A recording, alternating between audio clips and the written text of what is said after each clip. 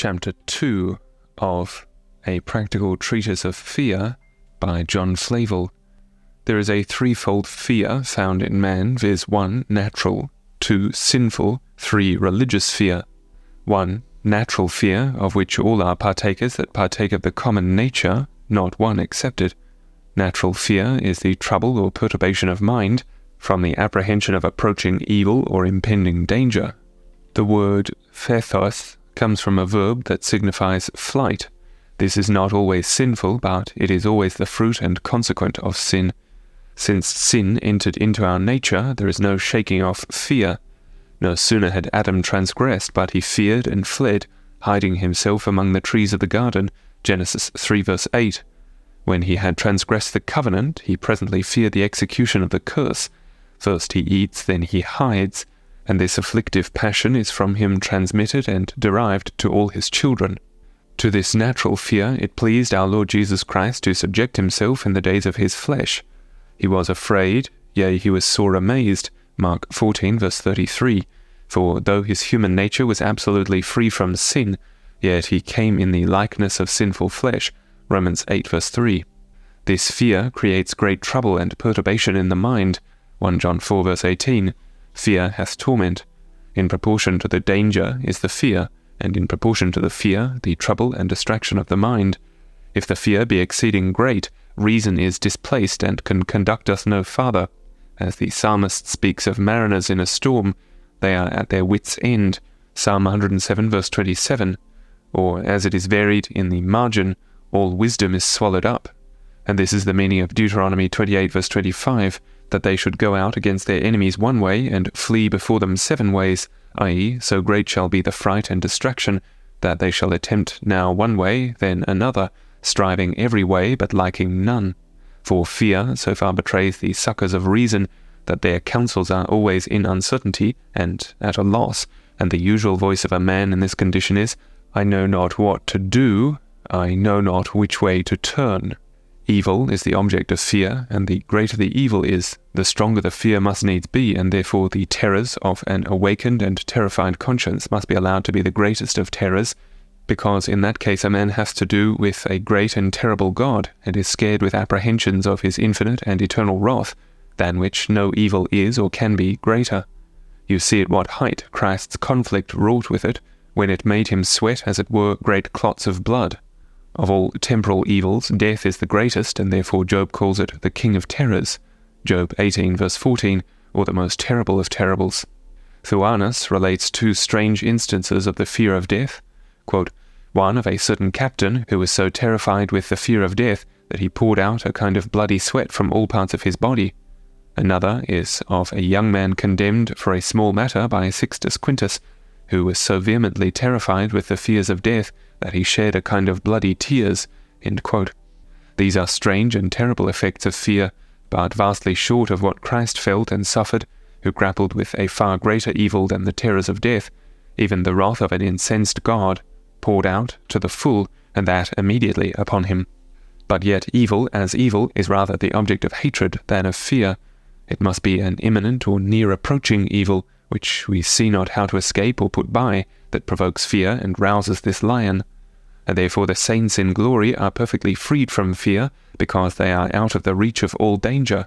Nor do we, that are here in the midst of evils, fear them, till we see them approaching us, and we see not how to avoid them. To hear of fire, plague, or the sword in the Indies doth not affright us, because the evil is so remote from us. It is far enough off, we are in no danger of it, but when it is in the town, much more when within our own dwellings, we tremble. Evil hurts us not by a simple apprehension of its nature, but of its union, and all propinquity is a degree of union, as a learned divine speaks, and it is worth observation that all carnal security is maintained by putting evils at a great distance from us, as it is noted of those secure sensualists, Amos 6 verse 3, they put far from them the evil day. The meaning is not that they did or could put the evil 1 minute farther from them in reality, but only by imagination and fancy. They shut their own eyes and would not see it, lest it should give an unpleasing interruption to their mirth. And this is the reason why death puts the living into no more fear, because it is apprehended as remote and at an undetermined distance, whereas if the precise time of death were known, especially if that time were near, it would greatly scar and terrify. This is the nature of natural fear, the infelicity of nature which we all groan under the effects of. It is in all the creatures in some degree, but among them all none suffer more by it than man, for hereby he becomes his own tormentor, nor is any torment greater than this when it prevails in a high degree upon us. Indeed, all constitutions and tempers admit not the same degrees of fear. Some are naturally courageous and stout, like the lion, for magnanimity and fortitude. Others exceedingly timorous and faint-hearted, like the hare or hart. One little dog will make 100 of them flee before him. Luther was a man of great courage and presence of mind in dangers. Melanchthon very timorous and subject to despondency. Thus the difference betwixt them is expressed in one of Luther's letters to him. Quote, I am well nigh a secure spectator of things, and esteem not anything these fierce and threatening papists say. I much dislike those anxious cares which, as thou writest, do almost consume thee. End quote. There might be as great a stock of grace in one as in the other, but Melanchthon's grace had not the advantage of so stout and courageous a temper of body and mind as Luther's had. Thus briefly of natural fear. Section 2nd. There is a fear which is formally and intrinsically sinful, not only our infelicity but our fault, not our simple affliction and burden but our great evil and provocation, and such as the fear here dissuaded, called their fear, i.e., the fear wherewith carnal and unbelieving men do fear when dangers threaten them, and the sinfulness of it lies in 5 things. 1. In the spring and cause of it, which is unbelief and an unworthy distrust of God, when we dare not rely upon the security of a divine promise, nor trust to God's protection in the way of our duty. This was the very case of that people, Isaiah 30 verse 15. Thus saith the Lord God, the Holy One of Israel, in returning and rest shall ye be saved, in quietness and in confidence shall be your strength, and ye would not. But ye said, No, for we will flee upon horses, and therefore ye shall flee, and we will ride upon the swift, therefore shall they that pursue you be swift. 1,000 shall flee at the rebuke of one, etc. Thus stood the case. Sennacherib with a mighty host was ready to invade them. This puts them into a fright. In this distress God assures them by the mouth of his prophet that in returning and rest they should be saved, in quietness and confidence should be their strength. The meaning is, never perplex yourselves with various counsels and projects to secure yourselves under the wings of Egypt or any other protector, but with a composed, quiet, and calm temper of mind, rest upon my power by faith, take my promises for your security. This shall be your salvation and your strength, more effectual to your preservation than armies, garrisons, or any creature defence in the world. One act of faith shall do you better service than Pharaoh and all his forces can do. But ye say, No, quaque Dei, we dare not trust to that. A good horse will do us more service at such a time than a good promise. Egypt is a better security in their eye than heaven. This is the fruit of gross infidelity, and as wicked men do thus forsake God and cleave to the creature in the time of trouble, so there is found a spice of this distrustfulness of God, producing fear and trouble in the best of men. It was in the disciples themselves, Matthew 8 verse 26, Why are ye fearful, O ye of little faith? A storm had befallen them at sea, and danger began to threaten them, and presently you find a storm within. Their fears were more boisterous than the winds, and had more need of calming than the sea. And it was all from their unbelief, as Christ tells them, the less their faith, the greater their fear. If a man can but rely upon God in a promise, so far as he is enabled to believe, so far will he reckon himself well secured. Illyricus, in his catalogue of the witnesses, relates this remarkable passage of one Andreas Paulus, a godly-aged divine, who lived somewhat before Luther and taught many points soundly according to his light then. He was called to a synod at Milan and afterwards in the Lateran, where, opposing a proposition of the Pope about burdening the Church with a new holiday, he was brought into much danger, and escaping very narrowly from Rome, he bought him a bow and weapons, but as he was riding, he began to bethink himself that the cause was not his but God's, and not to be maintained with sword and bow, and if it were, yet what could such a decrepit old man do with weapons? Upon which he threw away his weapons, committed himself, his cause, and his journey to God, relied upon his promises more than sword or bow, and came safe home, and afterwards died quietly in his bed. 2.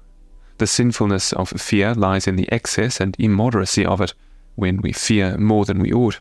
For it may be truly said of our fears, as the philosopher speaks of waters, difficile suis terminis continentur. It is hard to keep them within bounds. Every bush is a bear, every petty trouble puts us into a fright. Our fear exceeds the value and merit of the cause. It is a great sin to love or fear any creature above the rate of a creature, as if they were masters of all our temporal and eternal comforts.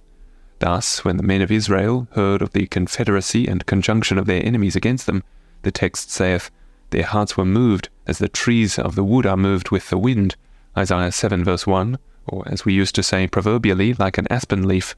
It is a sad sight to behold men shaking and quivering as the trees do on a windy day. Yet thus did the house of David, partly through the remembrance of past calamities, but especially through incredulity and God's protecting care in their present and future dangers. Yea, this is too often the fault of good men in creature fear, as well as in creature love, to transgress the due bounds of moderation. It is noted of Jacob, though a man of much faith, and one that had the sweetest encouragement to strengthen it, both from former experiences and God's gracious promises to be with him, yet when Esau was come nigh, he was greatly afraid and distressed. Genesis 32 verse 7. It was but a little before that God had graciously appeared to him, and sent a royal guard of angels to attend him, even 2 hosts or armies of angels, verses 1 and 2. And yet as soon as Esau approached him, he was afraid, yea, greatly afraid and distressed, notwithstanding such an encouraging vision as this was. 3. The sinfulness of our fears lies in the inordinacy of them. To fear it more than we ought is bad enough, but to magnify its power above the power of a creature, to exalt the power of any creature by our fears, and give it such an ascendant over us, as it had an arbitrary and absolute dominion over us, or over our comforts, to do with them what it pleased. This is to put the creature out of its own class and rank, into the place of God, and is therefore a very sinful and evil fear. To trust in any creature as if it had the power of a god to help us, or to fear any creature as if it had the power of a god to hurt us, is exceedingly sinful and highly provoking to God. This inordinate trust is taxed and condemned in Isaiah 31 verse 3. They would needs go down to Egypt for help and trust in their horses and horsemen because they were strong, i.e., in their opinion, they were able to secure them against all those dangers the prophet from the Lord's own mouth had threatened them with. But to take them off from this sinful and inordinate dependence on the creature, he tells them, verse 3, Now the Egyptians are men and not God, and their horses flesh and not spirit. When the Lord shall stretch forth his hand, both he that helpeth shall fall, and he that is holpen shall fall down, and they shall fall together. QD. It is a sinful and dangerous mistake for one creature to give that trust and dependence to another creature which is due only to God, to look upon men as if they were gods, and horses as if they were spirits. All creatures, even the strongest, are but as the hop, the vine, or the ivy. If they clasp about the pole, the wall, or the oak, they may be supported, as you may be also by leaning upon God. But if they depend and entangle themselves one upon another, as you and the Egyptians do, you shall fail and fall altogether. And as one creature is apt inordinately and sinfully thus to trust and lean upon another, so there is as great a profaneness in the creatures inordinately to fear and dread each other, as if the creature feared were rather a god than a man, rather a spirit than flesh. And thus our fear magnifies and exalts the creature, and puts it, as it were, into the room and place of God. This was the sin which God rebuked in his own people, Isaiah 51 verses 12 and 13. I, even I, am he that comforteth thee. Who art thou, that thou shouldst be afraid of a man that shall die, and of the Son of Man, who shall be made as grass, and forgettest the Lord thy Maker, etc. See how fear exalts man and depresseth God. It thinks upon the noxious power of men so much that it forgets the saving power of God, as if that stood for nothing. Thus a mortal worm that shall perish as the grass eclipses the glory of the great God, that stretched forth the heavens and laid the foundations of the earth. And this was the evil against which Christ cautioned his own disciples in Matthew 10 verse 28. Fear not them which kill the body, but are not able to kill the soul, but rather fear him which is able to destroy both soul and body in hell. QD. Have a care, you never fear any man, be he armed with never so much power and rage, as if the power of making or marring you forever were in his hands, as if you lay at the feet of his will and pleasure to be saved or ruined forever. Fear not him that can only touch your bodies, as if he could damn your souls. Invest not any creature with the sovereign and incommunicable power of God. 4. The sinfulness of fear consists in the distracting influence it hath upon the hearts of men, whereby it discomposeth and unfits them for the discharge of their duties. Fear sometimes puts men into such a hurry, and their thoughts into such disorder, that for the present they have scarce any succour or relief from their graces, or from their reason. For under an extraordinary fear, both grace and reason, like the wheels of a watch, wound above its due height, stand still and have no motion at all. It is rare to find a man of that largeness and constancy of heart and mind in a day of fear that was found in Jehoshaphat. 2 Chronicles 20 verse 2 and 3. Then there came some that told Jehoshaphat, saying, There cometh a great multitude against thee from beyond the sea, on this side Syria, and beyond they be in Hazazon Tamar, which is En Gedi. And Jehoshaphat feared, and set himself to seek the Lord. He set himself, i.e., he composed and fixed his heart for prayer in the time of so great a fright and terrible alarm. But it is rare to find such constancy and evenness of mind as this. In like cases it is with most in great frights, as the prophet describes the condition of the Jews, Isaiah 22 verses 2 and 3, when the city of Jerusalem was besieged, and the enemy came under the walls of it. That which a little before was the joyous city, or as some read, the revelling city, is now in such a panic fear, that it is full of stirs and tumults. Some run up to the top of the houses, either to hide or bewail themselves, or take a view of the dreadful enemy without. Others prevent the sword of the enemy, and die by fear beforehand. Their own apprehensions of misery killed them before the sword of any other enemy once touched them. But you read of none that ran into their closets to seek the Lord. The city was full of stirs, but not of prayers. Alas, fear made them cry to the mountains rather than to God. Verse 5. The best men find it hard to keep their thoughts from wandering, and their minds from distraction, in the greatest calm of peace, but 1,000 times harder in the hurries and tumults of fear. 5. The sinfulness of fear consists in the power it hath to dispose and incline men to the use of sinful means to put by their danger, and to cast them into the hands and power of temptation. The fear of man bringeth a snare, Proverbs 29 verse 25, or puts and lays a snare before him. Satan spreads the net, and fear, like the stalking horse, drives men right into it. It was fear which drew Abraham, that great believer, into the snare of dissimulation, to the great disparagement of religion, for it was somewhat an odd sight to see Abimelech and heathen so schooling an Abraham for it as he did, Genesis 20 verse 9. And for the same evil you find God chiding his people in Isaiah 57 verse 11. And of whom hast thou been afraid, or feared that thou hast lied, and hast not remembered me? There is a double lie occasioned by fear, one in words and another in deeds. Hypocrisy is a lie done, a practical lie, and our church history abounds with sad examples of dissimulation through fear. It is Satan's great engine to make his temptations victorious and successful with men. Section 3rd. There is an holy and laudable fear, a fear which is our treasure, not our torment. The chief ornament of the soul, its beauty and perfection, not its infelicity or sin, viz. The awful filial fear of God. Natural fear is a pure and simple passion of the soul. Sinful fear is the disordered and corrupt passion of the soul, but this is the natural passion sanctified, and thereby changed and baptized into the name and nature of a spiritual grace. This fear is also mentioned in my text and prescribed as an antidote against sinful fears. It devours carnal fears, as Moses' serpent did those of the enchanters.